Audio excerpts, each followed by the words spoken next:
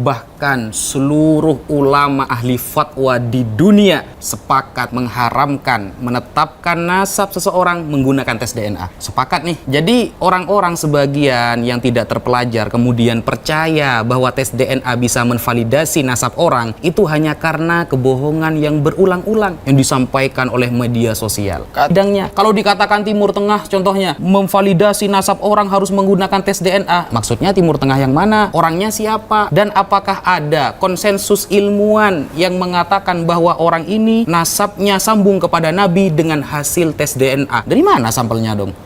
Loh, kita kok malah berpatokan kepada orang yang gak pernah punya guru nasab? Ruwet gitu loh. Lalu keluar tes DNA. Apa tes DNA itu? Bagaimana perspektif fikih? Jangankan tes DNA teman-teman, ada di masyarakat saja yang sudah melekat di hati kita. Kalau bertentangan dengan syariat, wajib kita tolak. Wajib kita tolak itu. Meskipun kita menolaknya itu tidak secara terang-terangan, minimal di dalam hati. Contoh, ada adat masyarakat ya, ini adat masyarakat ya, yang seharusnya wajib ditolak tapi sering dilakukan. Ketika ada pengantin laki-laki dan perempuan, yang perempuan ini ditampakkan di depan tamu laki-laki, itu ada adat seperti itu, ada ya. Pengantin perempuan dipajang di depan para tamu laki-laki, tidak menggunakan hijab, lehernya kelihatan, dada sedikit kelihatan, itu haram. Minimal kalau kita tidak bisa menyuarakan, di dalam hati kita ingkar. Minimal di dalam hati kita ingkar. Makanya kata para ulama, ya, di dalam ini ya, ada kitab namanya Fawaidul Janiyah. Ini bukan karya orang luar Timur Tengah, ini karya orang Indonesia ya. Fawaidul Janiyah, Hasyiatul Mawahibis Sunniyah, Syarhul Faraidil Bahiyah, karya Syekh Yasin bin Isa Al-Fadani dari Padang. Beliau disebut dengan Musnidud Dunya, orang yang alim sanad sedunia. Beliau di dalam kaidah yang nomor 5 ya. Di dalam kaidah yang nomor 5 namanya Al-Adah Al-Muhakkamah, adat yang sudah menjadi hukum. Nah, adat saja yang sudah bisa menjadi hukum itu bisa tertolak kalau melanggar syariat, teman-teman. Bayangkan. Definisi yang ditawarkan oleh definisi yang ditawarkan oleh Syekh Yasin bin Isa Al-Fadani begini. Adat itu kal urfi, seperti uruf. Apa? Ma ta'arafahul uqul wa talaqqatshul a'immatu bil qabul. Di dalam kitab ini beliau mengatakan seperti itu. Jadi apa yang sudah menjadi pikiran manusia, yang sudah melekat di pikiran manusia, adat yang sudah disahkan oleh para ulama. Jadi tetap syaratnya itu disahkan oleh para ulama. Kalau tidak disahkan oleh para ulama, tidak talaqqatshul a'immatu bil qabul, ditolak oleh para ulama, maka tidak boleh kita pakai gitu. Apalagi cuma DNA yang kemarin sore gitu loh. Adat saja yang sudah melekat itu bisa tertolak kalau menentang syariat, apalagi cuma DNA yang kemarin sore itu. Bayangkan teman-teman. Sehingga idza ta'arada bainal adat wasyar'i faquddima syar'u. Kalau adat sudah bertentangan dengan syariat, maka jelas syariat yang dimenangkan. Nah, kajian seperti itu kan bagus sebenarnya dan dipelajari di pesantren. Makanya di pesantren ada istilahnya bahsul masail, membahas beberapa masalah. Nah, kajian itu bisa kita kaji, Tetapi kadang ada orang-orang yang sudah sombong. Sombong itu apa kata Rasulullah? Ghamtun nas wa baturul haq, menolak kebenaran, dan ghamtun nas, meremehkan manusia. Nah, kalau sudah menolak kebenaran itu namanya sombong. Dan kalau orang sudah ada 3 penyakit ya. Imam Ghazali punya kitab namanya Ayyuhal Walad. Imam Ghazali punya kitab namanya Ayyuhal Walad. Imam Ghazali menerangkan ada 3 penyakit yang gak ada obatnya, teman-teman. 3 penyakit ini gak ada obatnya. Salah satu penyakit yang gak ada obatnya kata Imam Ghazali adalah orang yang hasud kepada kita. Semakin kita benar, semakin salah menurut mereka. Seperti itu. Opini gitu ya. Hanya hidayah. Ya, semakin kita jawab benar, ada ribuan ulama yang kita sampaikan, kajian fikih ribuan kitab yang kita sampaikan, maka semakin salah menurut dia. Itu namanya penyakit yang gak ada obatnya, kata Imam Ghazali. Hasud, iri, dengki. Makanya kata Imam Syafi'i, Gus, maaf potong. Makanya kata Imam Syafi'i, orang-orang model macam kayak begitu, tarkul jawab alal jahil, jawabun udah. Kalau udah diterangin segala macam kagak ngerti-ngerti juga. Nah, kita udah terangin, antum udah terangin apa namanya, sepanjang-panjangnya dengan dasar yang kuat, dengan fakta dan data, tetap aja balik lagi tes DNA, tes DNA, tes DNA, kayak kagak punya yang namanya dalil selain tes DNA gitu, Gus. Sampai kadang-kadang kita pegel bacanya gitu. Padahal dia ma'indahul ilim, nggak memahami ilim sebagaimana yang antum sampaikan tadi. Mereka tidak memahami dasarnya dulu, dari fikihnya dulu dan lain sebagainya. Hanya itu saja gitu loh yang diinin. Tetapi pada dasarnya adalah bahwa kebenaran akan sampai kepada telinga yang ingin mendapatkan kebenaran itu sendiri.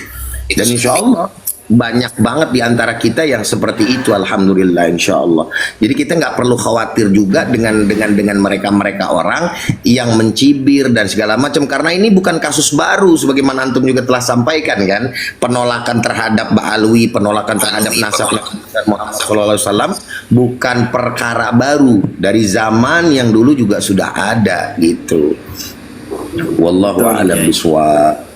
Nah, Assalamualaikum Gus. Waalaikumsalam Mas El Bashid, ada yang mau sampaikan? Alhamdulillah, Masya Allah. Oke. Sebelumnya saya ta'aruf dulu nih, Gus. Saya kebetulan dari daerah Jawa Barat nih. Pada tepatnya di kota Garut. Oh, Garut. Ya, di Garut. Sunda berarti ya? Kenapa? Sunda berarti. Oh, Sunda, iya betul, Sunda. Oke, beberapa bulan ke belakang itu di saat waktu lihat Gus ini di YouTube ya, itu awal saya mulai mengagumi Gus tuh ya di situ. Ini luar biasa banget, Masya Allah, tabarakallah. Mudah-mudahan berkah ilmunya tuh Gus. Amin, amin. Yang pertama saya ingin menyampaikan kekaguman saya lah sama Gus tuh, yang pertama itu yang paling utama. Ini alhamdulillah saya boleh naik nih ke komalnya nih, Masya Allah. Ini bahagia banget lah. Apalagi kalau saya bisa belajar langsung dari Gus ini, subhanallah nih. Waduh, saya juga masih belajar ini Pak Wasid. Boleh saya bertanya ya Gus ya? Insya Allah kalau bisa ya saya jawab. Insya Allah. Pertanyaannya gini loh Gus. Saya ini kan kebetulan baru beberapa menit lah menyimak nih ya live-nya Gus ini. Tadi kalau nggak salah saya dengar Gus ini menerima santri gitu. Oh iya, di rumah. Oh, di rumah ya. Itu jadi memang dibatasi atau gimana Gus? Ya, memang dibatasi 50 anak. Kenapa? Karena ngetesnya itu lama kalau lebih dari 50. Jadi kan satu persatunya kan harus dites itu, hafalannya, pemahamannya, cara berdiskusinya. Jadi juga kita ajari diskusi nanti.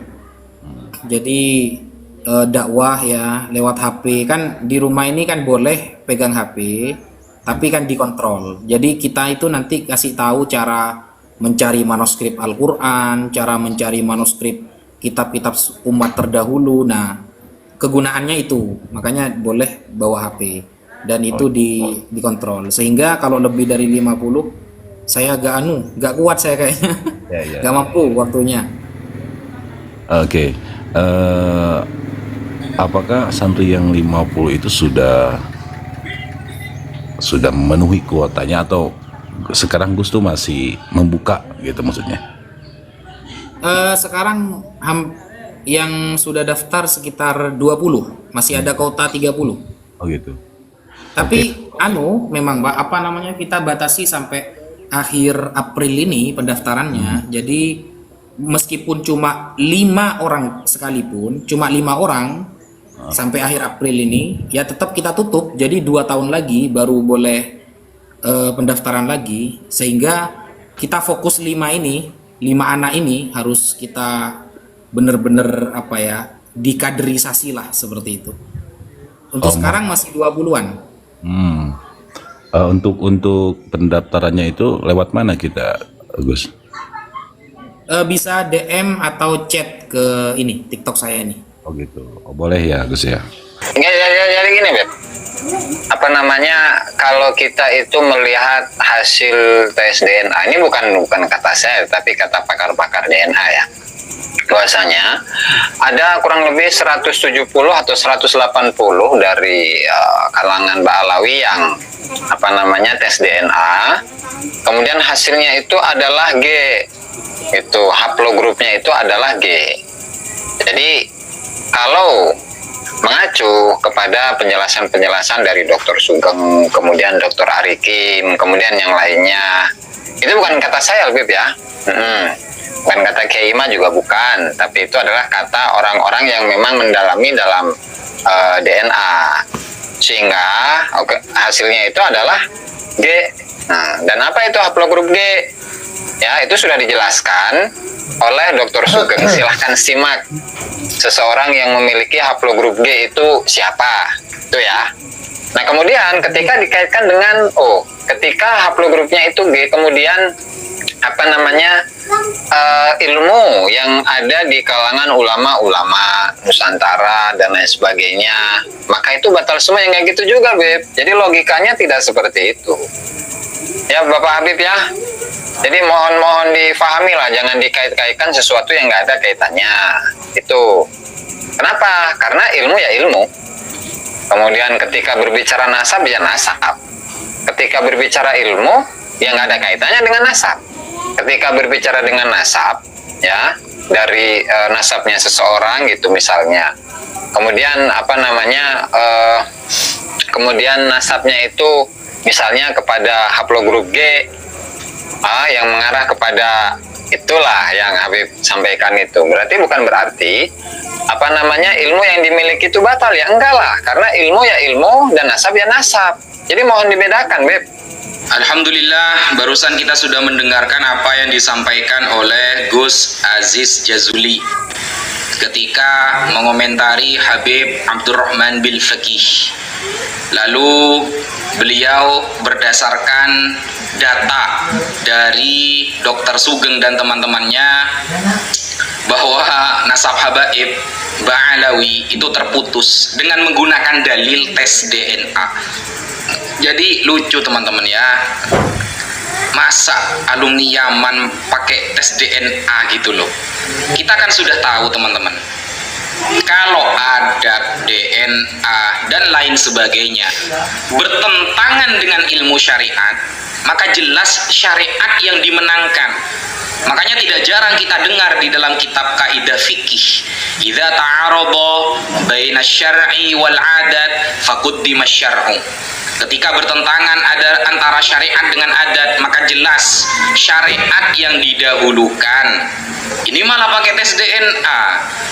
Jadi beliau lebih percaya kepada Dr. Sugeng daripada percaya kepada Imam Ibnu Hajar Al-Haytami, daripada percaya kepada Sayyid Murtadha Az-Zabidi, lebih percaya Dr. Sugeng daripada Yusuf An-Nabhani, kemudian lebih percaya kepada dokter itu daripada As-Samarqandi dan lain sebagainya. Jadi kita sudah tahu kita ini ada di barisan mana. Barisan orang-orang gabrul ya, Fuad Pleret ya, kemudian Ki Imat, Gus Aziz Jazuli dan lain sebagainya itu, dengan barisan mayoritas para ulama. Mentok-mentoknya mereka menafikan nasab habaib dengan menggunakan kitab Wahabi, dengan kitab Syiah. Secara tidak sadar mereka sudah pindah firqah dari Ahlus Sunnah menjadi Ahlul Dhalalah, teman-teman. Begitu loh, kita tampilkan data ya. Sampai bisa buka di dalam kitab Al-Fiqhul Islami wa Adillatuh yang ditulis oleh Syekh Wahba Az-Zuhaili, pakar fikih, ulama fikih internasional, dan kitabnya banyak dipelajari di berbagai pesantren. Kita tampilkan teman-teman. Nah, di sini kan ada pembahasan menetapkan nasab dengan DNA.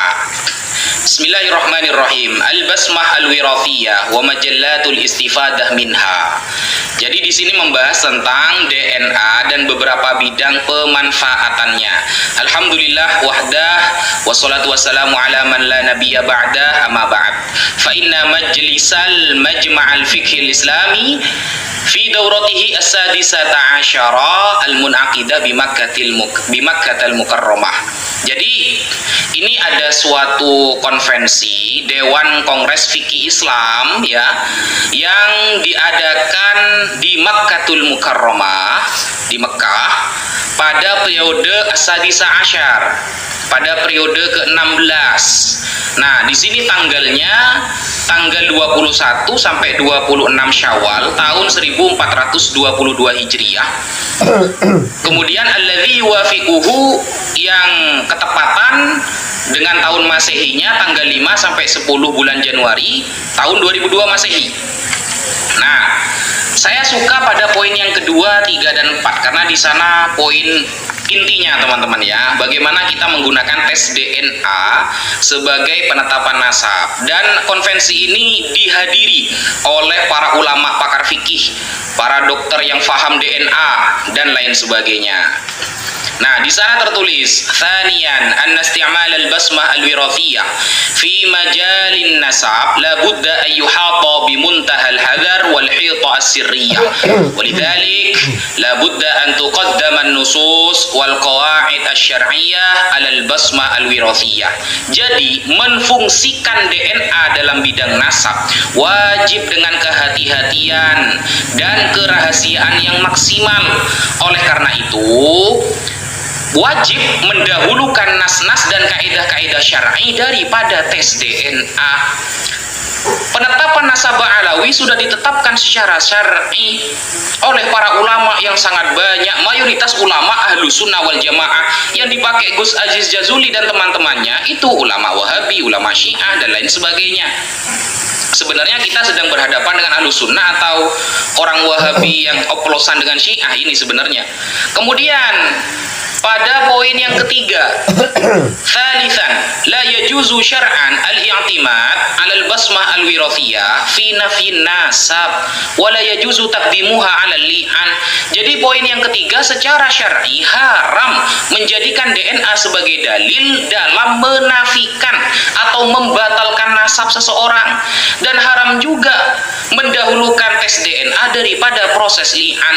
Di sini kita bisa fahami bahwa ilmu fikih jauh lebih kita dahulukan daripada tes DNA. Kita wajib menggunakan ilmu syar'i untuk menetapkan nasab orang.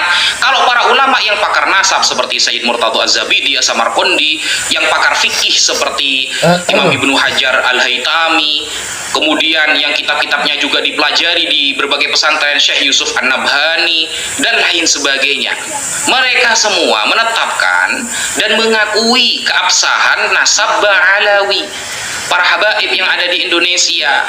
Nah, yang membatalkan dari kalangan Wahabi, Google, Syiah dan lain sebagainya. Ya terserah lah ya, kita mau percaya yang mana terserah Anda. Kemudian kita merujuk kepada poin yang keempat, Rabi'an la yajuzu istikhdamul basmah al-wirathiyah because dita'akud min sihatil ansab ats-tsabitah syar'an wa yajibu 'alal jihad al-mukhtassah man'uhu wa fardul 'uqubat az-zajirah. Kenapa? Li'anna fi dzalikal man'i himayatan li a'radin nas wa saunan li ansabihim. Jadi tidak boleh menggunakan DNA dengan tujuan memastikan validitas nasab-nasab orang yang telah ditetapkan secara syar'i. Nasab para habaib itu sudah ditetapkan secara syar'i oleh puluhan para ulama. Jadi tidak boleh pakai DNA lagi. Pihak-pihak terkait seperti pemerintah dan lain sebagainya harus mencegah orang-orang gabrul ini, golongannya Gus Aziz Jazuli ini, dan menetapkan sanksi preventif, karena dalam larangan itu akan melindungi harga diri manusia. Di dalam Islam kita itu mengetahui bahwa salah satu tujuan Islam itu hifdzul irdi, menjaga harga diri manusia. Makanya ada istilahnya haddul qadzaf ya, menuduh orang berzina itu tidak boleh, harus dihad. Kemudian termasuk ini teman-teman ya, termasuk membatal-batalkan nasab orang dengan menggunakan DNA. Ini tidak boleh, harus mendapatkan sanksi seharusnya orang-orang itu. Kemudian wasaunan li ansabihim, dan menjaga nasab mereka. Jadi ketika nasabnya itu sudah ditetapkan secara syara, jangan diganggu gugat lagi. Kalau Anda mau mendukung pembatalan nasab dengan menggunakan kitab-kitab orang Wahabi, orang Syiah dan lain sebagainya, ya monggo. Berarti Anda sudah pindah firqah kalau kayak gitu. Dari firqah Ahlus Sunnah menjadi Ahlul Dhalalah. Kan gampangnya kan seperti itu. Jadi kita sudah tahu kita ada di barisan yang mana. Oke, begitu dulu yang bisa saya sampaikan, kurang lebihnya mohon maaf ya. Jadi jangan sampai diyahudi-yahudikan ya. Padahal guru-guru Gus Aziz Jazuli ini banyak yang habaib, meskipun tidak semua tapi ada yang habaib, lalu mengatakan nasabnya nyambung kepada Yahudi. Secara akhlak kan gimana teman-teman? Apalagi ada ibarat dan dalil-dalil yang seperti Al-Fakir bacakan.